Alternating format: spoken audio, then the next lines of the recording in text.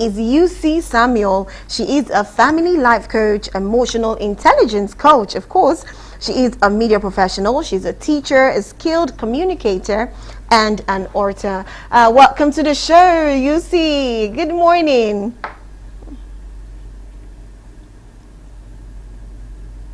Good morning, UC. Oh no, network. Oh, the network is pretty bad, pretty bad. Okay, I do not know if we have UC on the screen. If we have already again, please just put her up on the screen. But before that, okay, we have her. Unfortunately, we just have to do it this way.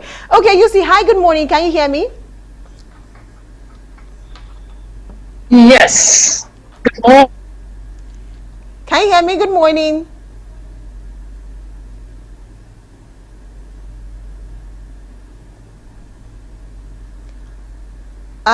Okay. Well, I can hear her.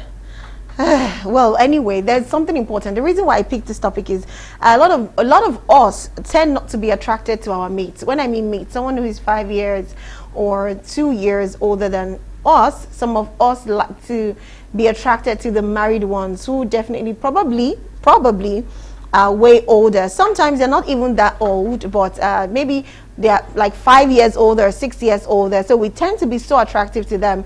Maybe, I do not know, but here are the circumstances that a lot of women have given, because I had to throw it out. A lot of women have given why they're attracted first. They believe married men are not, they don't tend to stress the ladies anymore. They already understand what marriage is.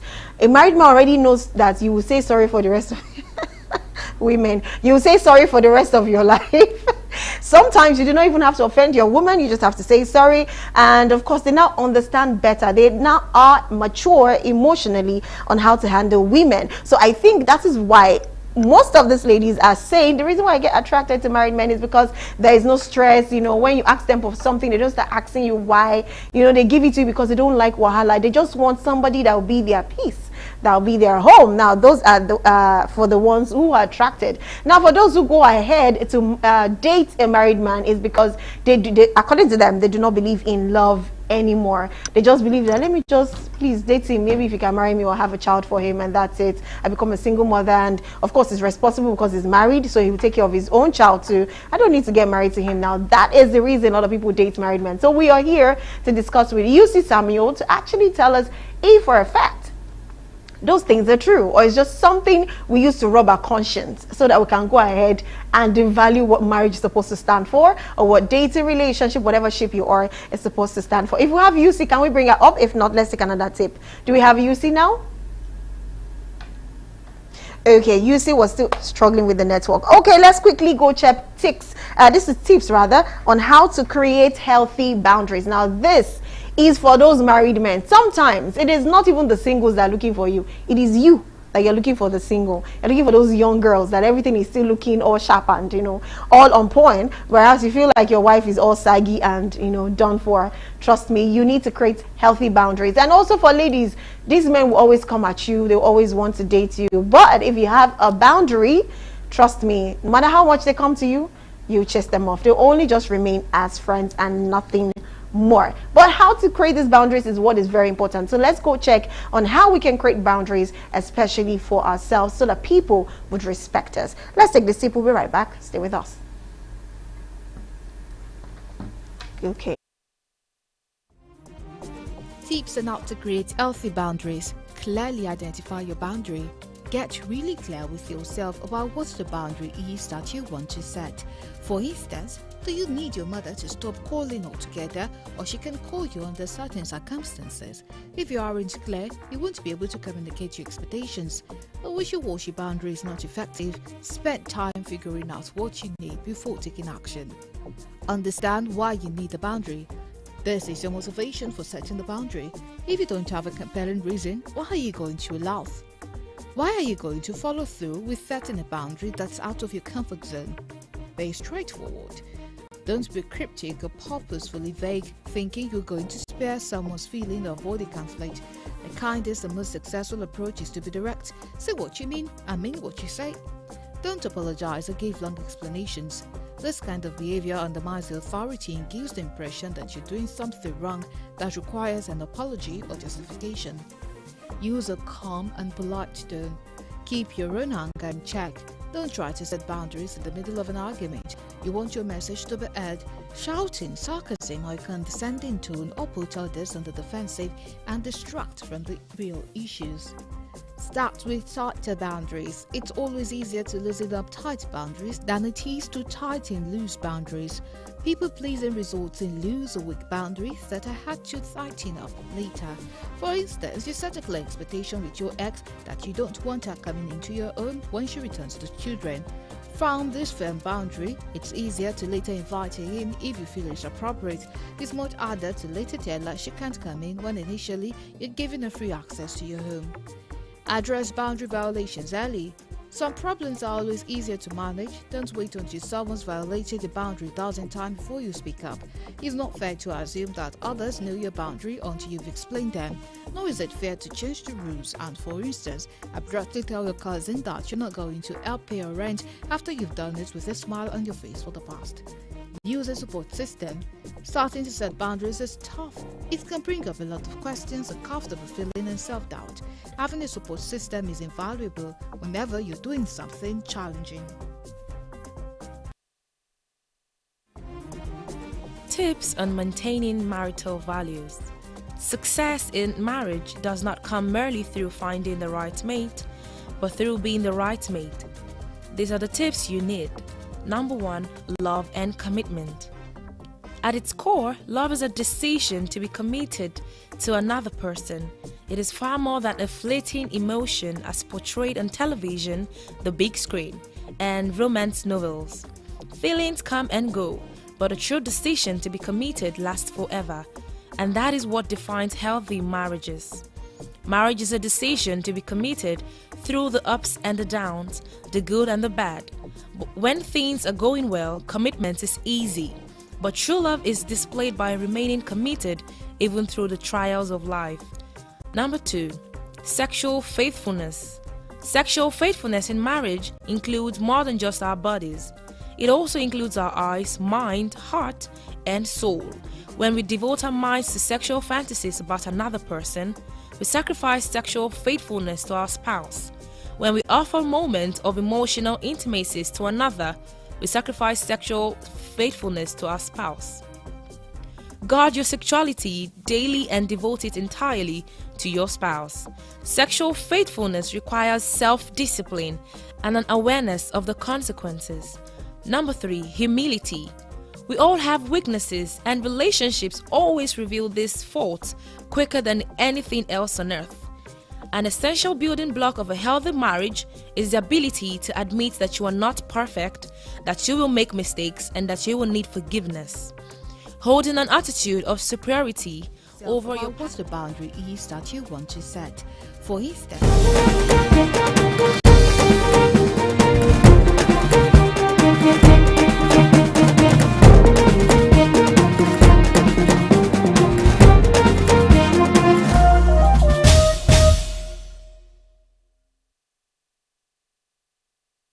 All right, welcome back. Apologies for the delay. Hopefully our network is back. Okay, can we have UC on the screen?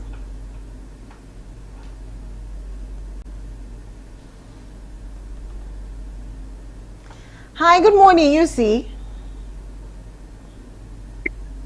Good morning, Blossom. It's been Morning. a very dramatic Monday morning. Apologies. Network is trying not to be friendly to us today. I do not know why. Okay, so quickly before the network starts behaving its own. Well, my first question is, I asked some young ladies, why are you attracted to a married man, and why do you go ahead to date a married man? So they gave me 2 different responses. The first response is, the reason why I'm attracted to married men is because they already know how to handle we women, our wahala, our trouble, our drama. So most times when they sense this drama coming from you, they just probably give you money. They just probably buy you something, or they just know how to calm you down and allow you do whatever you want to do, and you're fine. So there's no drama of walking out, not talking to you for days, that fight. They don't have the energy because they're already married and they have one, so they know how to deal with women already, then going ahead to start dating them. Now the reason is because they feel they are responsible. These are responsible men already. Whatever you ask for them, they will give you. Even if all the men out there cannot give me I want, at least the kind of love he's giving me, I can manage it. And if eventually I get pregnant for him, he will definitely take care of his child. I don't need to pressure him for marriage because I know he has a child and I don't want him to lose his home. So he will take care of me, be responsible, and not like the young boys or young men who will tell you, I'm not ready, or you have to go and take it out or something. So those are their two responses. But now, as an emotional intelligence coach, my two questions are: first, I know it is not right to even date a married man. Talk more of, well, I've been attracted to them. I do not know why. But why do you think ladies have these things in common? Liking men who are married, or trying to date men who are married, based on these two reasons that a lot of ladies have summarized it to be. All right. Thank you very much.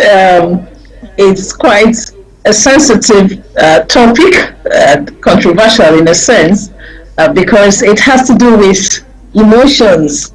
And some of these emotions are, most times, people find it difficult to put them under control. And so until we get emotionally intelligent to know how to handle our emotions, not to allow our emotions to becloud our sense of reasoning, we keep making mistakes because we have not been able to master our emotions to allow them not to take over our sense of reasoning. So be that as it may, the reasons they offer to you are reasons that are quite visible and can even be tangibly felt. Because when you have a married man, to a great extent, you have a well-established life. So everybody loves order, everybody loves security. So when you see, as a young lady, you see a man who is already well established and can provide without much hustle, it means you can literally want to lean on such a person, knowing that there is stability. So in addition to the reasons they had offered you, which is what most young ladies would say, I want you to know that part of the reason is also that they need someone that would help them with their, with their level of emotional connection that will not make it seem as though that they are being disturbed, because if they date a young man who is not married, the whole attention will be on them. So every now and then they keep checking on them. But with a married man, there's a kind of controlled relationship that will not allow him be on their neck every time, both in terms of visit or in terms of other demands. So some young ladies would prefer that because at the hindsight of their mind, they think it's something they can handle. So while they are dating someone else and they're probably having a married man by their side, they can handle it because the pressure coming from such a person would not outweigh them. So these are few reasons, in addition to what they had said, the people you interviewed or spoke with would offer you that makes them have a security when you're dating a married man. They also feel that as singles, it does not put pressure on them.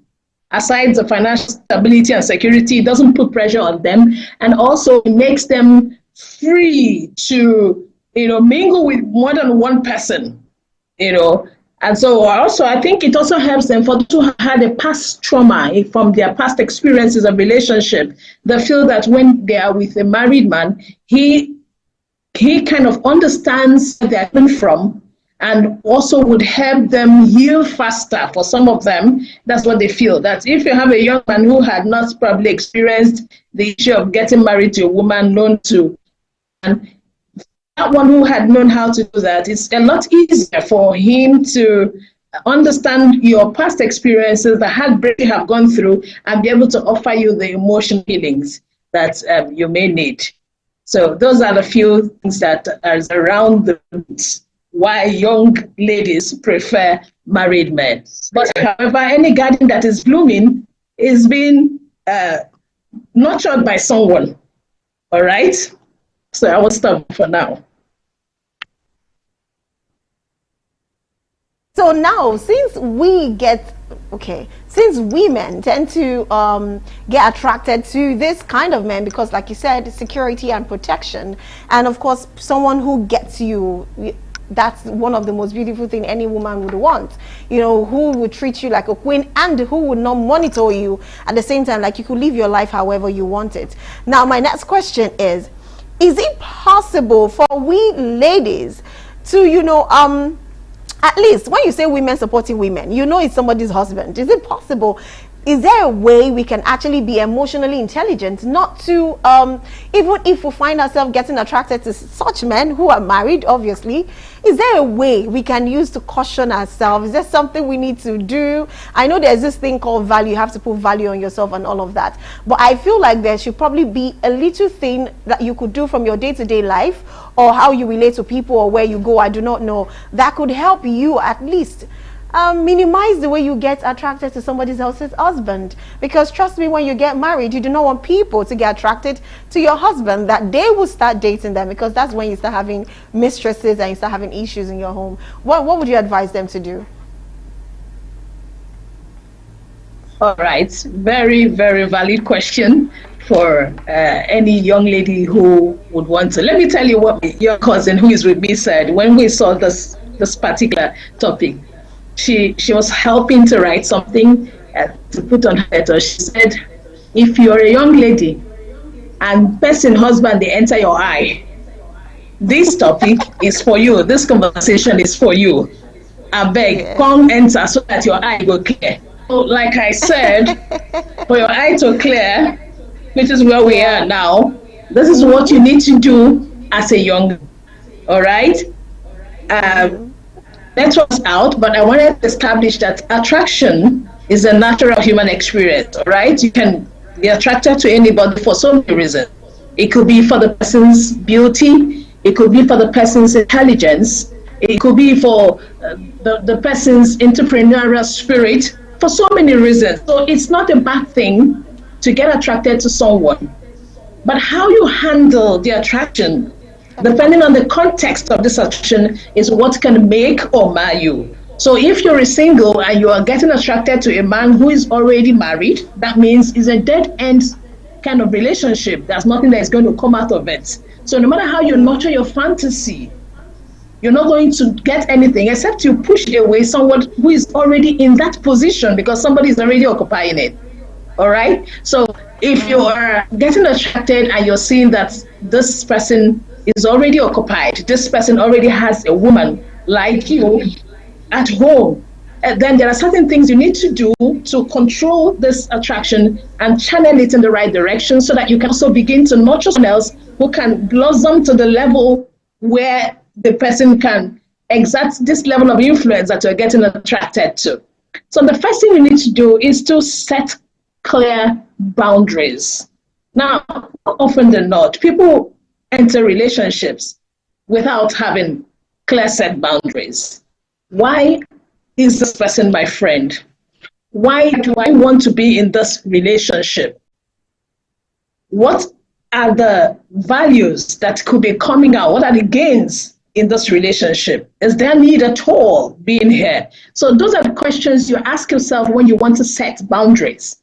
And so these questions will help you to appropriate this relationship if it's going to be purely professional, if it's going to be a casual relationship, or if you're just going to keep it at the base level, nothing very intimate, nothing that would unsettle your emotions. So set clear boundaries. Ask yourself, why am I getting into this? So that question will help you know exactly if this relationship is worth giving a trial. Because even, trust me, even if the person is not a married man and is speaking to you, is that every person that speaks to you that you will begin to listen and consider their proposal? No, because there are things to consider. And part of it is, what is in this thing for me? I mean, why am I coming together? This person, do we have shared values?